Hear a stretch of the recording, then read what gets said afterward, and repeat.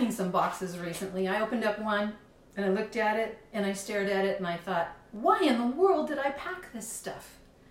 I paid to store it for 6 months and now I'm throwing 80% of it in the trash.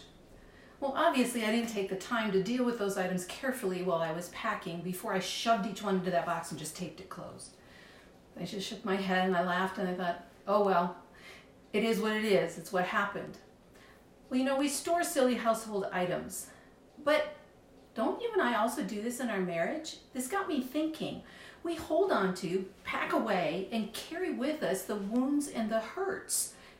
Kind of like that box. And I think there's a few others that I'm going to find when I start unpacking those. I took you to my office a few weeks ago and I showed you all of the boxes and the chaos that was there. Well, I've made progress, as you can see. But what about in my marriage? Do you do this? Do you have some unhealthy marriage boxes that need to be purged, that need to be packed? Well, let's talk about some of those today. Let's talk about the first one, which is old hurts. You know, we all have them, plenty of them. My pastor Brady Boyd talks about making the choice to see past unkind words to the heart of the person who's speaking. Sometimes we choose to accept that hurt when we really don't need to. Now, I'm not dismissing legitimate hurts at all, but sometimes there's a better choice. We need to seek healing for those hurts and move past them.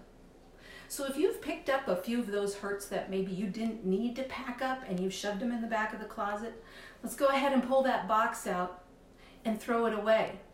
Instead of shoving it back in the closet where you're going to pull it out later and you're going to revisit it and that's going to open that wound, let's just empty it out in the trash and throw it away. The second box is victim mentality. In every situation in our life, we have two choices. You can be a victim or a victor. Now, there's a common definition for a victim that says a victim focuses on blame, excuses, and denial, but a victor focuses on ownership, accountability, and responsibility. So let me ask you a question. Do you ever hear these words like, well, it's not my fault, or he makes me so mad, or if he'd do this, then I wouldn't have to do fill in the blank, come flying out of your mouth? That's victim language.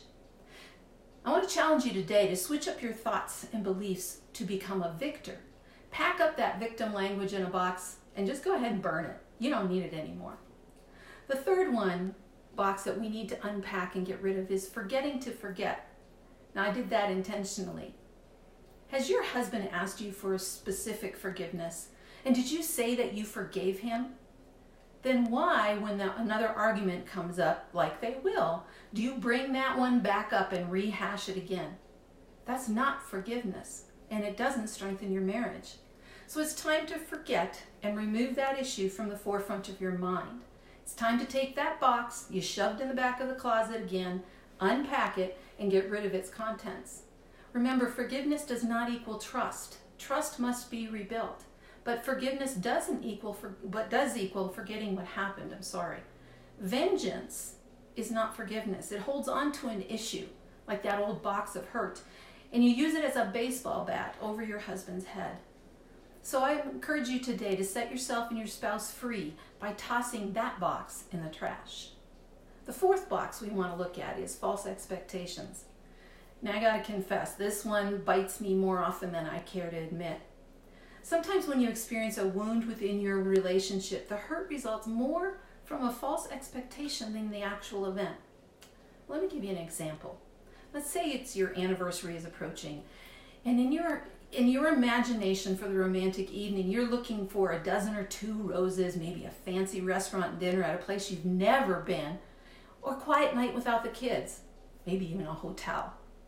You never clearly state anything to your husband, but you drop hints, believing he'll pick up on them and make that magic happen for you. Well, on your anniversary, he comes home from work with a lovely bouquet, it's not roses, and takeout from your favorite restaurant. Well, you try to be upbeat, but it's not that romantic getaway you expected. He's excited because he picked up on your hints. You're hurt because he didn't. Your false expectations end up ruining this beautiful celebration, and your husband doesn't have a clue. Stop hinting and be honest about the things that matter to you.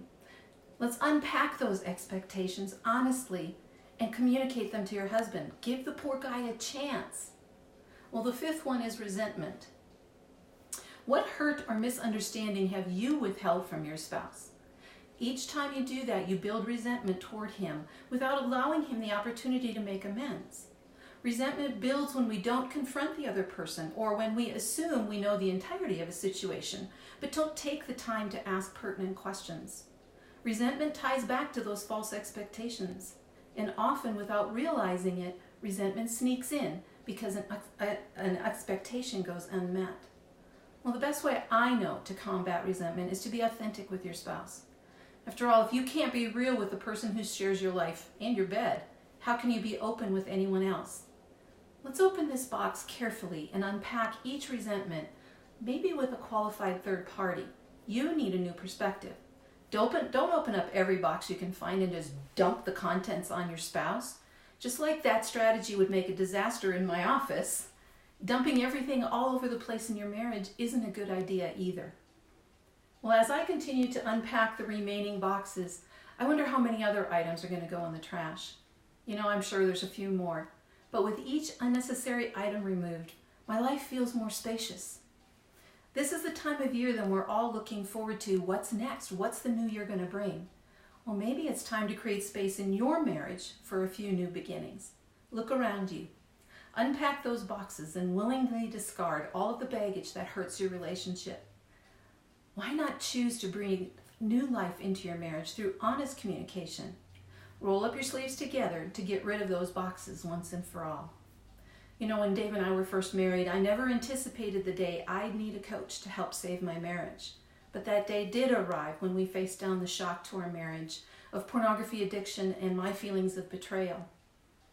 We're more than 10 years past that horrible time, and I can see God's plan to remake our marriage into something stronger and much better than either of us ever imagined. For that, I gratefully confess our brokenness, our need of our Savior, and of others who helped us discover how to live authentically. If you're struggling and you just need an unbiased third party, I'd be honored to help you. When you've been betrayed or hurt by your spouse, it is painful, but it is not fatal. Please hear me. It is not fatal. Please head on over to my website. There's other resources there. The website is KirstenDSamuel.com, and Kirsten is spelled Kirsten, D as in Diane, Samuel, SAMUEL.com. If you'd like someone to talk, just to listen and see how we maybe can work through some of these issues together, click that free consultation button on the top right of the website. Otherwise, there's plenty of free resources there for you to check out, and I'd love to hear from you. Thanks for listening in and stopping by today. Have a great weekend. Until next time.